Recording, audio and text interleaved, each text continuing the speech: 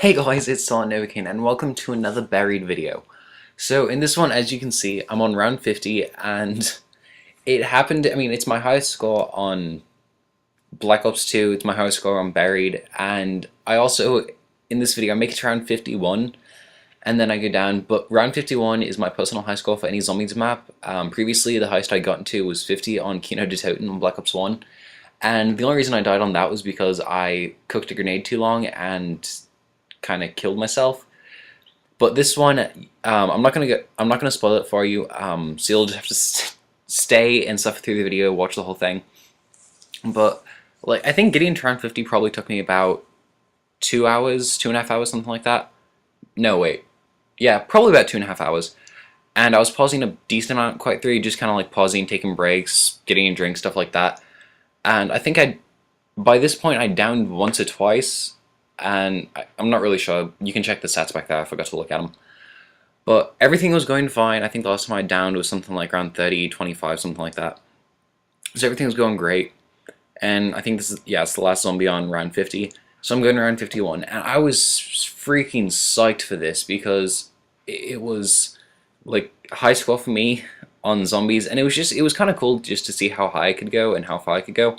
And as you guys can see, the strategy it's not necessarily the most entertaining to watch. I will be the first to say that. But I was just pretty much, I guess it's Syndicate strategy called derailing, but just kind of hanging up on top of the rooftop with the Petrifier, and then I had the ray gun Mark II, which I didn't really use that much. It was just kind of just there. But it was, and for some reason in this gameplay, it seems like in zombies, the higher rounds you get to, the more they give you like fire sales. I was kind of annoying. It's like, I don't really need a fire sale. I have all the weapons I need, but it kept giving me fire sales and double points. But there were a few times I was getting like probably a nuke every other round, which was really nice. It was making the rounds go by a lot quicker. And it was probably something like 7 to 10 minutes per round, I'd say, something like that.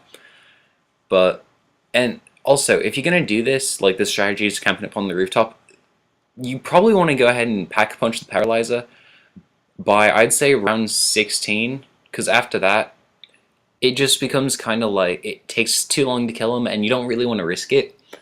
Because, and also, once you get the Petrifier, it cools down a lot faster, so when you, up here, when you're kind of like trapped, it makes a big difference in the higher rounds. You also want to make sure that you have the perk Vulture, because if you guys didn't know, when you pick up the bullets for the Petrifier, or the Paralyzer, both of them, the bullets make it cool down faster, instead of giving you ammo. And then you can stand in the green mist, let it cool down, and it's probably the best way to do it, and it's the strategy that I think most people use to get to the high rounds, unless you just like a super beast mode and you want to go like rape training in the courtyard of the, or just in front of the courtyard of the mansion. But like also, like on here, I had 5 perks. I had Juggernog, Vultrade, Double Tap, Speed Call, and then Quick Revive, which I think are like the only 5 perks you really need if you're going for a high round.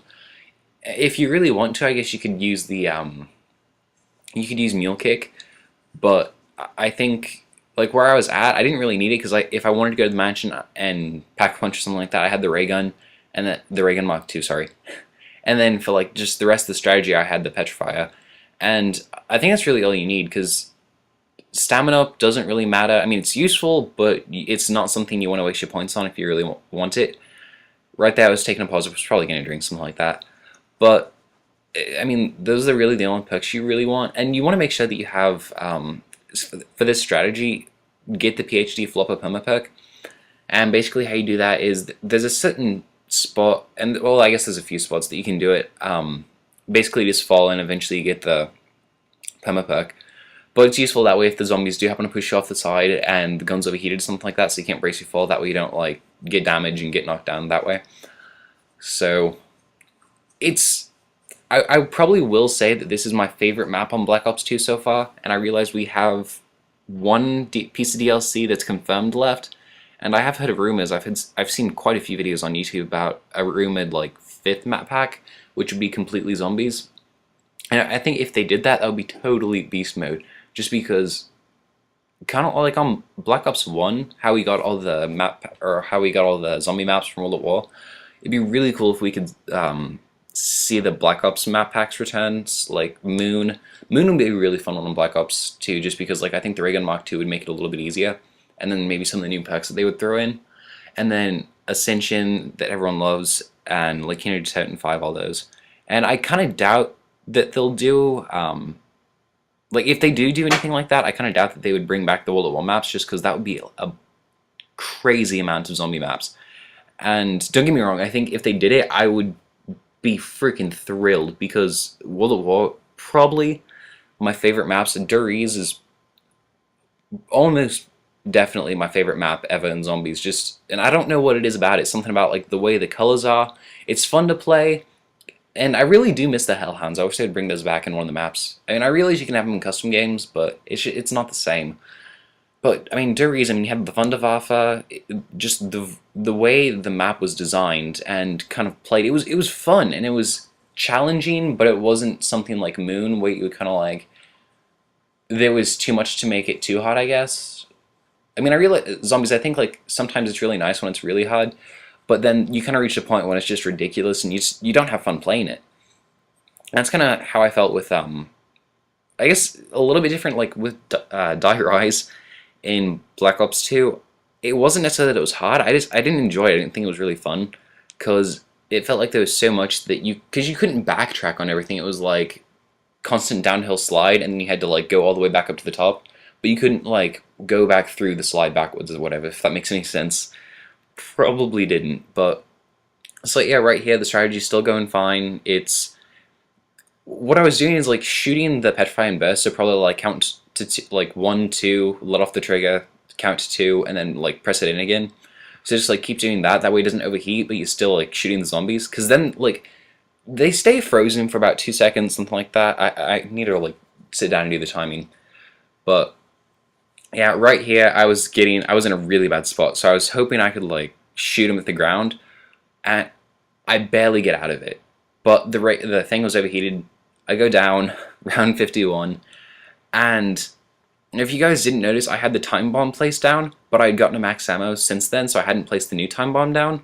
So it's in my hand, and I was so freaking pissed because I couldn't go back and get my perks.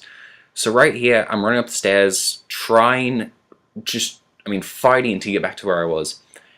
And I didn't really know what to do, so for some reason, I jumped down here. I probably made the biggest mistake of the game, was running back in the corner with Juggernog.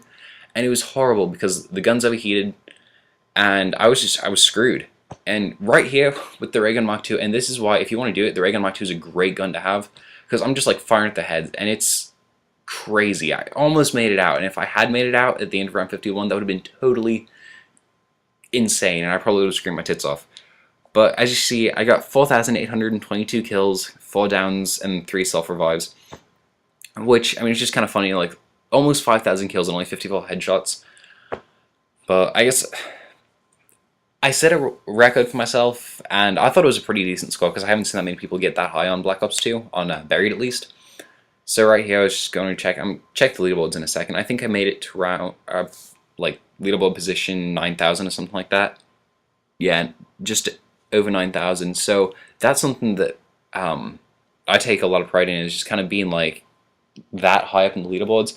And I think if I have the time, I might go back and do like another high round thing, because this I just randomly jumped on and I was going to play Zombies, and I just happened to get to around like 30 something. I was like, oh, I could try and push this a little bit farther, see how high I go. And I mean, it turned out going fairly well. So I think I might try and get to around 60, something like that, just 60 or 70. But as always, this has been Silent Novocaine. If you enjoyed the video, please leave a like rating, and if you want to see more content, please subscribe. Thanks for watching. Bye.